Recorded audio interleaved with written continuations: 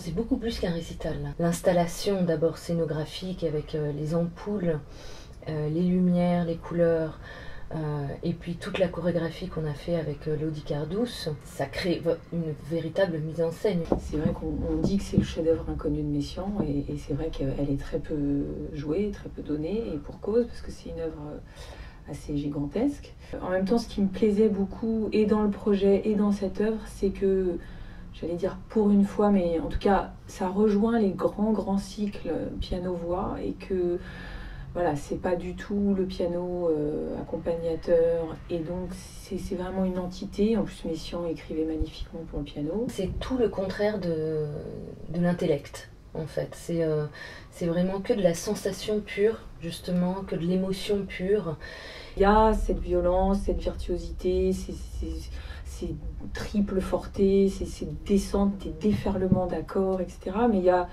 Moi, j'y sens une grande poésie, cette tendresse, presque une fragilité. Et puis, il y a aussi toute l'histoire de la musique française directement reliée à l'impressionnisme.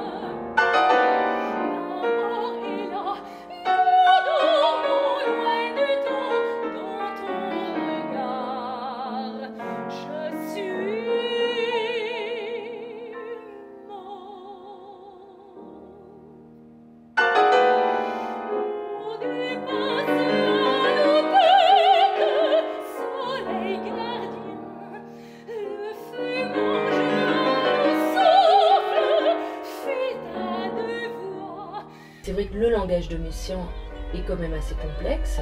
Il y a les chants d'oiseaux qu'on retrouve dans le piano, il y a, moi je fais à la fois des cris de singes, des cris de danseurs qui sont en train de danser avec des petits bracelets autour des pieds. Il y a toutes ces onomatopées qui font que ça donne un caractère très primitif à la musique et très accessible, je pense, naturellement.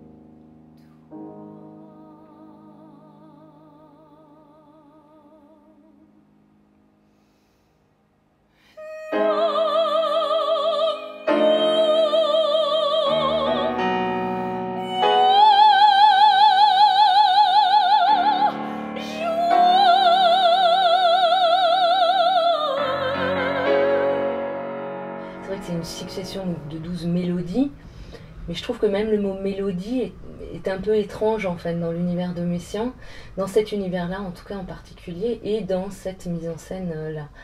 Donc non, il s'agit de s'approprier les gestes qui en plus pour moi donc, sont des gestes de danse, et on a beaucoup travaillé avec la chorégraphe. J'ai déjà dansé moi, quand j'étais adolescente, quoi, je faisais du ballet. Et c'était vraiment très intéressant de retrouver l'usage de son corps de danseuse tout en étant chanteuse.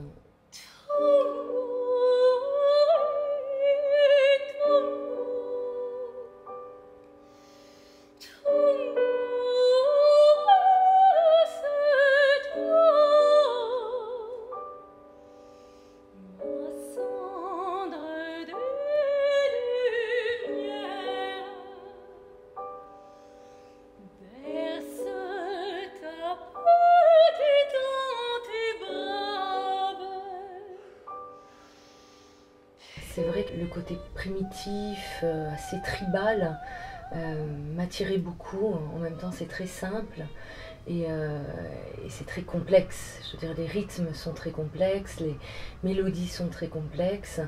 Il y a quelque chose aussi de l'ordre de la performance qui, moi, me plaît beaucoup.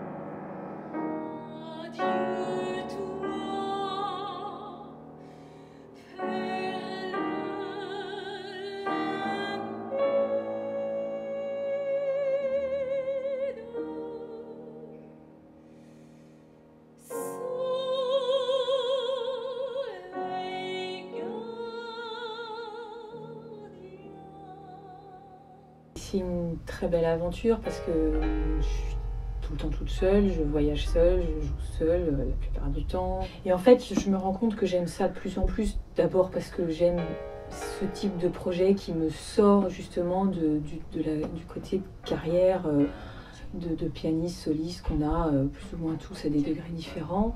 Et que en plus, cette sorte de travail d'équipe, d'abord j'adore les maisons d'opéra en plus. Donc voilà, c'est pour moi, c'est pas mon quotidien et justement, je crois que les lendemains vont être difficiles pour moi parce que je vais avoir envie de repartir.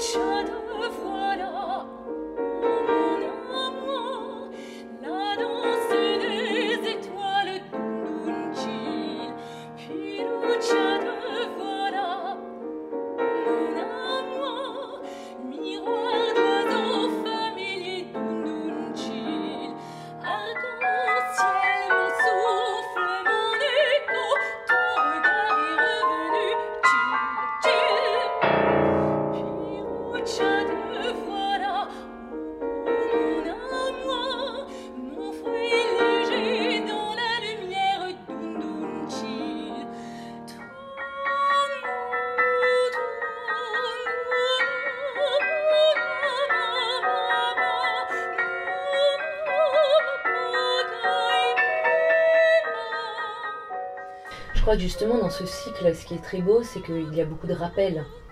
Ce que l'oreille aime à entendre, c'est-à-dire que tout au cours du cycle, on retrouve les mêmes mélodies, on retrouve les mêmes accords du piano. Donc l'oreille arrive à reconnaître, je pense, à travers toutes les sonorités, parce qu'il y en a énormément, des rappels, des signes, des espèces de leitmotiv qui font que ça rend tout le cycle très intéressant et je pense moins difficile qu'il n'y paraît. Je vous dis, à ma grande surprise, j'ai parcouru, voyagé dans cette œuvre et j'arrive maintenant au terme de mon apprentissage et de ce voyage et voilà, je suis complètement, j'ai qu'une envie, c'est de la rejouer. Maintenant, je suis habitée, j'y pense la nuit, j'ai ce texte qui au départ qui me paraissait assez abscon et assez farfelu et qui maintenant résonne en moi parce qu'il y a un côté voilà, de grande pureté. Voilà, j'adore.